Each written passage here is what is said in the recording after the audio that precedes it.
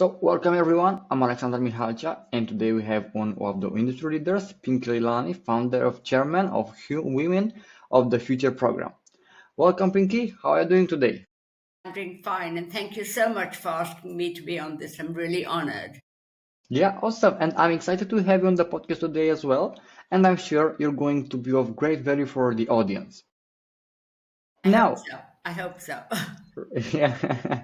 Now, before we dive in, could you give us a quick overview of what Women of the Future program does? The future program is really about recognizing women, younger women, giving them access, giving them a future, giving them hope, and really building a community for them. So I think it's so important to be recognized, to meet new people, and to really continue the journey. We all need people in order to grow.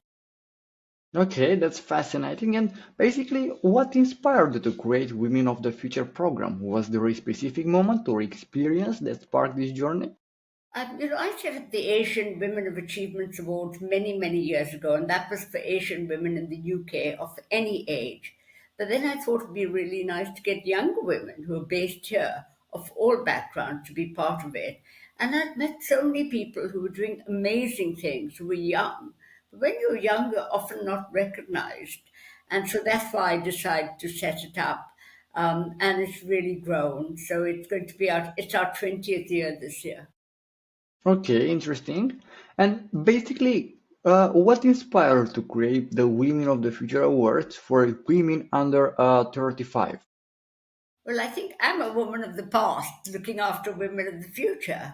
And I think what helped me most in my journey is other people. It's having contact, it's having people who believe in me, who inspire me. And that's what I wanted to do for these young women. I wanted to build a community for them so they had access to people at every level, not just people who were senior or the same age, but at Mhm. every level and to help them on that journey. Okay, interesting one.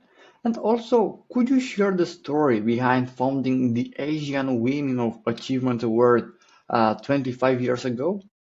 Yeah, that was something I set up when I didn't know what I was doing. I realized that in the UK, Asian women were never recognized. They always were seen to walk behind their husbands. And they were doing some amazing work, but nobody recognized them. So I set up those awards. And I remember the first year, everyone told me you should invite the Prime Minister's wife. And I didn't know her, but I did get in touch with number 10 Downing Street and Sherry Blair was the Prime Minister's wife. Tony Blair was our Prime Minister, and I invited her to come. And she actually came. And getting people at every level to inspire others is so important. So the Asian women celebrated 25 years last year. And people come back to me and say how it's changed their lives because they were from all fields. We're just not in one sector, we're in 12 different sectors. So Yeah. everything from ESG to media to professional achievements, we really recognize people across the board. Okay, interesting one. And for example, what key challenges did you see women facing that motivate you to create these platforms overall, basically? What motivates me? Yeah, Because I see how it changes lives, how I get inspired. And whatever age I am, I still think it's very important to be curious and to actually have courage and to be the best version of yourself. So, how do we make people not only be recognized, but help them on that journey? And at very everyone, we know that suffers, they say, from often people discriminate against them, they feel marginalized, they feel as a woman sometimes they're not heard. So I want them to come forward. And even now, when things have changed in the world, there are so many countries where women are encouraged not to have children and work. And yeah, those are the kind of challenges people have. And yet some want to do everything. And if their husbands don't support them, they don't go anywhere. So I yeah, think right. getting stories out that will, every day I hear a new story. And sometimes when I know all the answers, I realize I don't because somebody else comes up with something totally different. Yeah, interesting.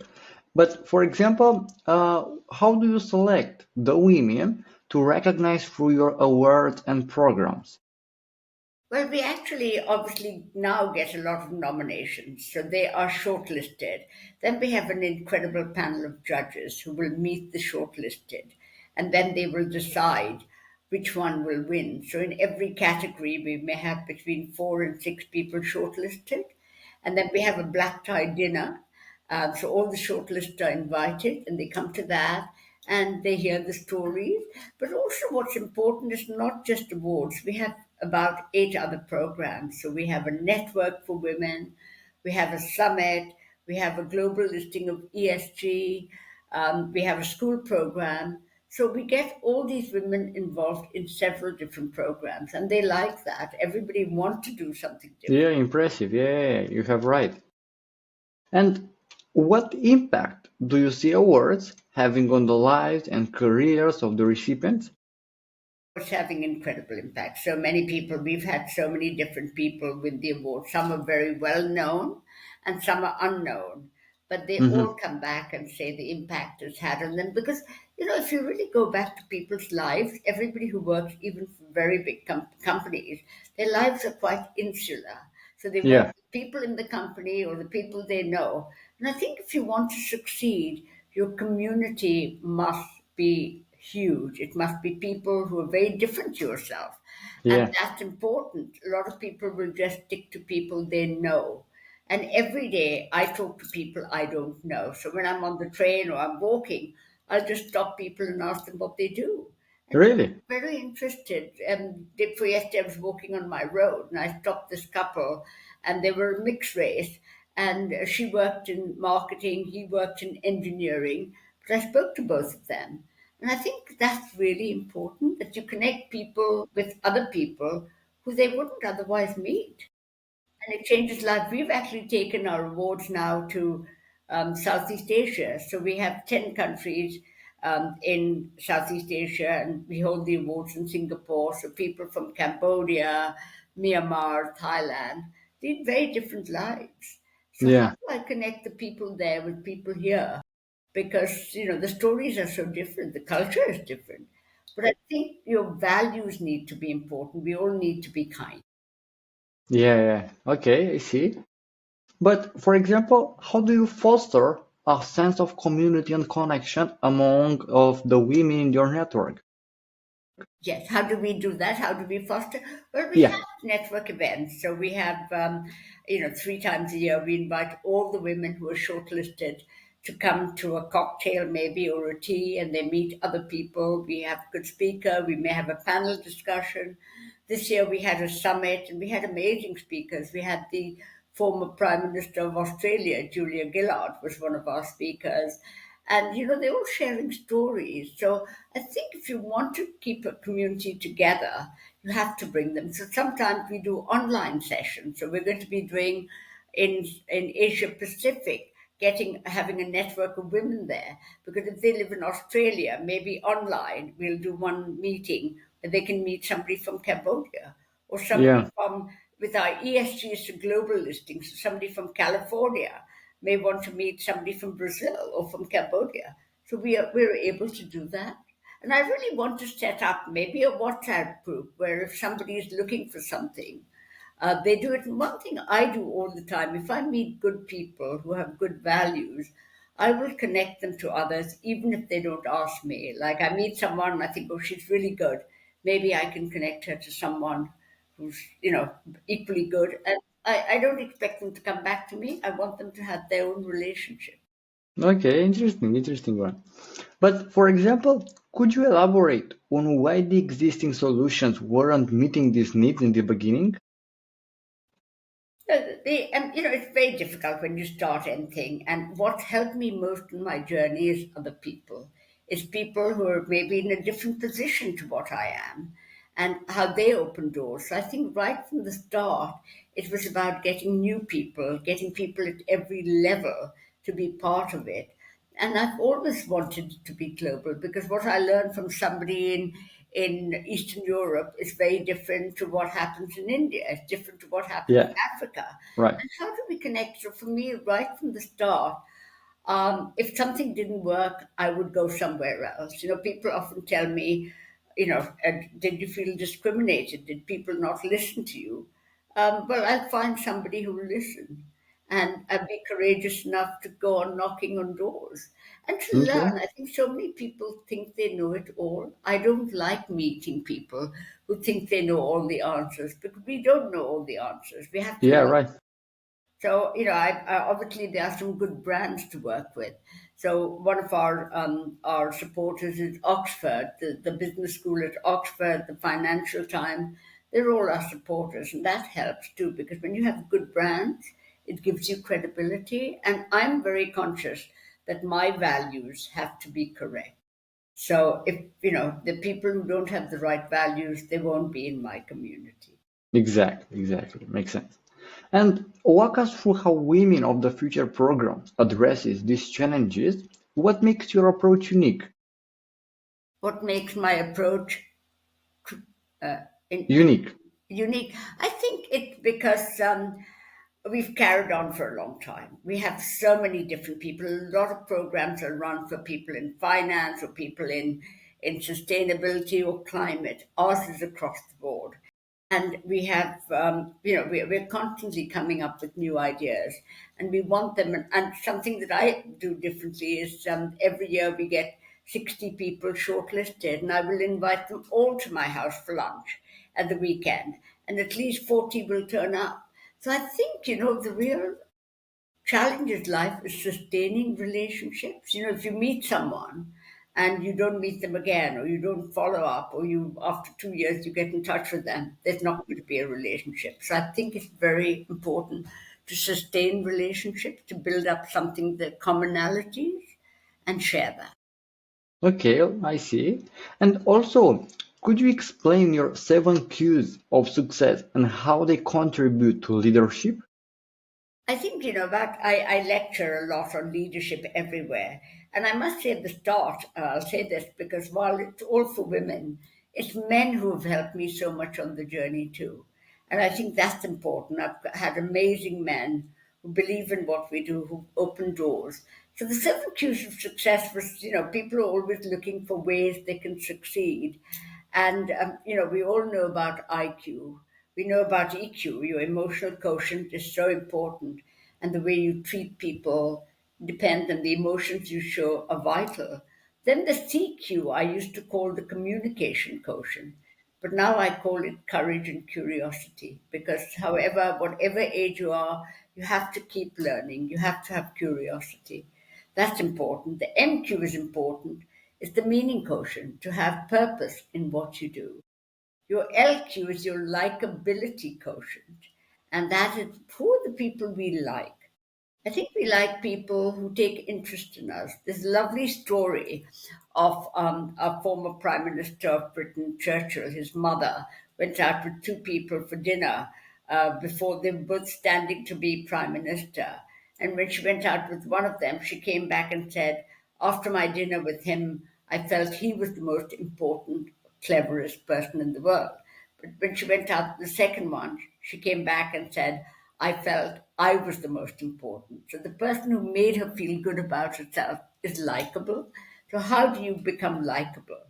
And the kindness quotient is very, very important, because Okay. kindness is absolutely vital. And then the AQ is your attitude and authenticity quotient. So it's all right, our attitude matters, but being authentic, being the best version of yourself is paramount. So I'm hoping, if you make people write down what they're good at and what they want to improve on. So have something that they can work toward. Okay. And because you mentioned this, how do you help individuals develop their emotional quotient and other essential qualities? How do you help them?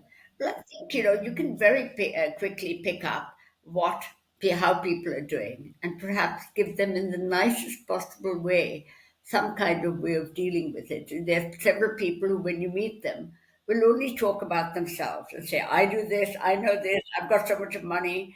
You have to tell them, really take interest in others, show sympathy, show compassion, show a purpose. So I think you can really work with people. You can go through each one. IQ we can't do anything about, because that's something we're born with. But everything else, we can actually sit down and work with them on how they can do better. Because, also what comes in now with AQ is the AI quotient. Yeah. They are so, there are new things that are always coming. And I think that is vital that sometimes we're good at something and a year later we're not that good at it for whatever reason, because maybe you've changed jobs, you've changed what's work, or you've discovered that you have a challenge. In my life I've had so many challenges, and it's also acknowledging that and sharing that. Okay. And I have a curiosity by then. So, why is kindness a core value in your work, and how do you identify kind leaders? Well, I have my own mantra, and mantra is my saying is you have not lived a perfect day unless you've done something for someone who can never repay you. So kindness is you can do something every day for someone, because you don't need to be rich to be kind. You don't need to be super clever to be kind or super educated. You can just be a kind person. The kindness could be in a train, getting up and giving somebody your seat, carrying somebody's bag, seeing somebody's not feeling well. So kindness should be part of our lives all the time. And I think with kindness, whatever you do, it comes back to you. So I find kindness lies at the heart of everything I do. So we've launched Kindness and Leadership 50 Leading Lights in the UK and Asia Pacific. So we put a list of 50 people, men and women of any age, who are kind leaders. And I Okay. think it's become the most important thing. Yeah, interesting one. And for example, when you talk to potential clients, what's the biggest misconception they typically have about what you do? The misconception they may have is how can we help? Can we contribute? Maybe we're doing things you're not doing. But I think what really helps me is when other people introduce me to someone, because I think that gives it credibility. If somebody says, Pinky is doing this work, you should meet her. I think your reputation, your integrity is vital. So, and if there is a client who may be a potential but is just arrogant and full of how much they've got, I'll stay away. I'd rather not have the money or the interaction with them. I want to be with people who've got my values, because when you've been going for so long, your credibility matters. So Exactly. we have a lot of global companies who work with us, from Coca-Cola to Roche to Visa. So they're all kinds of global companies, and those kind of companies are very conscious of what's your reputation, your credibility. And don't be afraid. I could never speak in public when I was young. I wasn't taught how to speak in public. But I speak everywhere. And what I do differently, you laugh at this, everywhere, because I didn't know how to cook when I came to this country, because we had a very good chef in our house in India. And I learned to cook. So when I talk about leadership, I actually take my wok and make spicy Indian potatoes at the end in 5 minutes. And I've done that at Oxford, at Cambridge. I even did it in I did a TEDx talk in Marrakesh, and I took my wok and made potatoes for everybody at the end of it. People don't do that, but I'm quite happy doing that. Okay, I see. And also, could you share a specific success story of a client who saw significant results using your solution? A client who's been inspired me. So, a success story of a client who saw significant results using your solution. Who's the client? Well, so many actually, and I love the fact that I would say one of the clients that is well, who would I like? There's a client in Singapore, and they're NTT, which is a very big Australian company. And whenever we get in touch with them, we do things together. They're always happy to find out what is our challenges and what they can do to help. And they have nobody's heard of NTT. Many people haven't in this part of the world, but there are people like that. And then Coca-Cola, and then even we've had some wine clients, who kind of bring wine into our thing and Yeah, they ask. And I think everybody brings something different. I think all my clients have in some way inspired me, even if it's not with giving me something that helped my turnover, but they mentor people. They are really good. If the students want to come to their offices, they will let them come there. And so all the clients are quite different and they bring different things. Right. And if they bring nothing, but they support me and they come at the event, I'm very happy. Okay, I see. And now, looking at the broader industry, how do you see the role of women evolving in different sectors, including AI and ESG? Well, I think there are women everywhere, and I think it's helping them on their journey. So the different sectors are all looking. I mean, so many sectors had a much bigger percentage of men in there, like in trading and finance, and there are women going there. Every sector has some option to get more women. So we have to talk to, like in nursing, for instance, there are lots of women. So it's a sector where they don't have the same challenges as say maybe being on the trading floor. But I think if there are people in the field, is how do you make them retain their ability to carry on succeeding and to stay there even after they have children.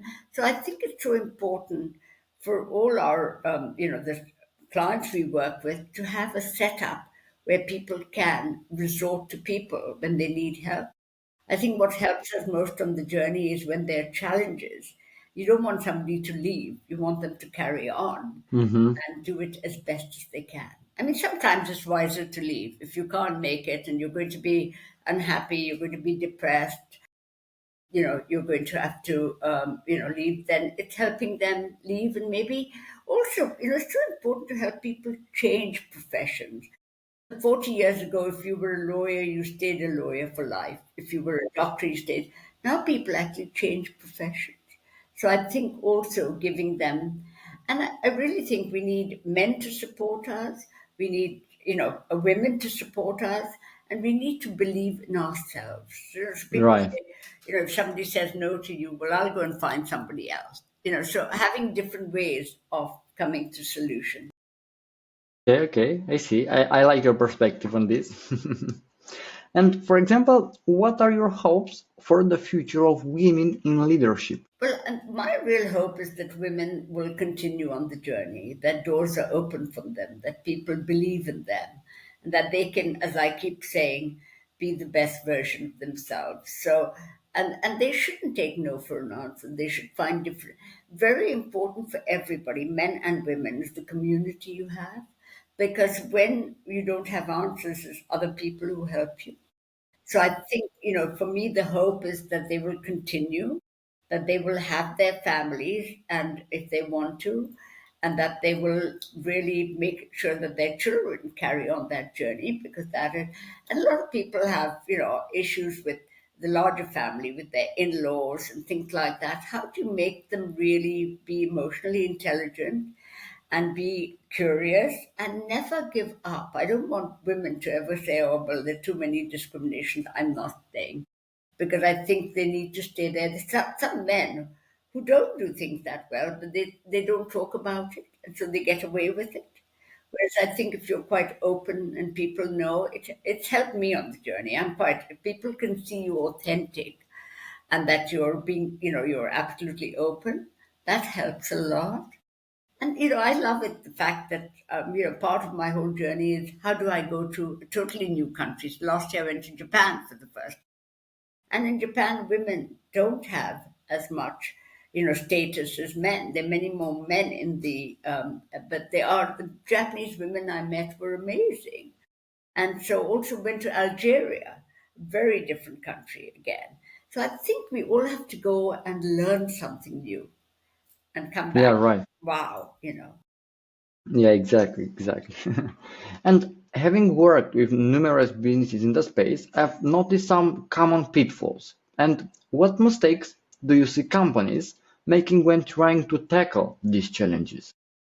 I think again it depends on who's running it, who are the people in charge, the leadership, that it all goes back to that. Some people will just do the box ticking exercise and say, oh yeah, we've got this, we've got that, and they haven't really. So I think the real challenge just now, a lot of companies are not doing much of diversity because of what's happening in the world. So they don't want to do things with just women or just people who are from a diverse community, they want it, they're changing it for whatever reason that's happening in the world. And so companies will change. And I think, everything that changes, changes again. I'm older than all of you, so everything goes round, comes back again.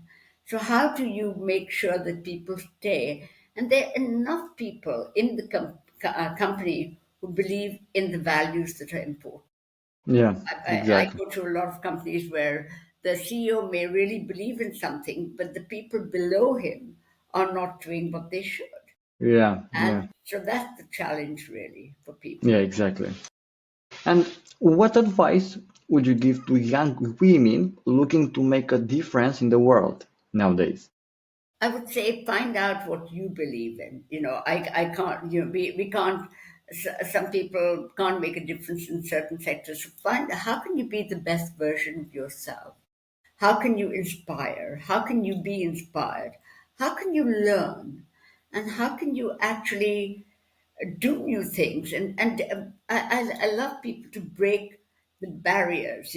Just because everybody does this doesn't mean you have to do it.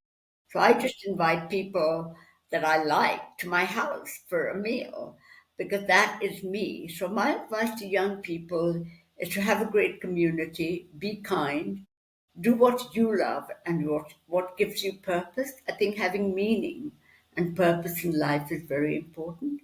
If you don't believe in something, even though everyone's talking about it, don't do it. If you don't believe in it, don't do it. Okay, I see. And as you wrap up, what's next for Women of the Future program? Any exciting developments on the horizon?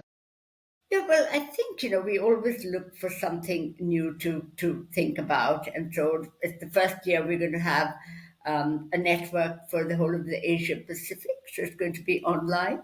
So that's exciting because, that's something. And I really want to, how do I connect all the women we've got in our database to each other? So should it be on WhatsApp? Should we do something that's actually just by email? Yeah, We have to find things. And I want people to travel. So we've got our ESG list, which is around the world. And I don't have the money to pay for them to come here from Africa or South America. Some of them are paying themselves for themselves and coming because they will meet others. And so yeah. I don't just want them to come for that one event. I've decided to do a second event at my house for all these people to meet each other. So I think, for me, it's how do we carry on those connections and that journey for people. Okay, interesting one. And for listeners who want to learn more or potentially work with Women of the Future program, what's the best way to get in touch? For us to get in touch with us and we will find commonality, what worked for them. Today I spoke to someone who runs a totally different program and we wanted to see they're running at leadership, very high level leadership development programs. So they said they would give us, to encourage people to come to that. So I'd love people to have the purpose to go to things like that because when you go to a senior leadership development program, people around the world, you meet different people. So I think when people get in touch with us, if we have commonalities, we'll do it. If we can't do it, I'll be upfront and say I don't think that's going to work. I don't want to lead people on. There's some people say yes, yes, yes, I can do it. When you come to do it, they don't do anything. So I Right. like to stay away from that. Yeah, exactly. Great. Thank you for sharing these insights about you, about the company, and about the whole story. And thank you for this amazing podcast session. Thank you so much for asking me, and I'm so happy we spoke. I'm really grateful. Thank you. Yeah. Thank you for your time once again, and see you in the next episode. Good luck. Take care.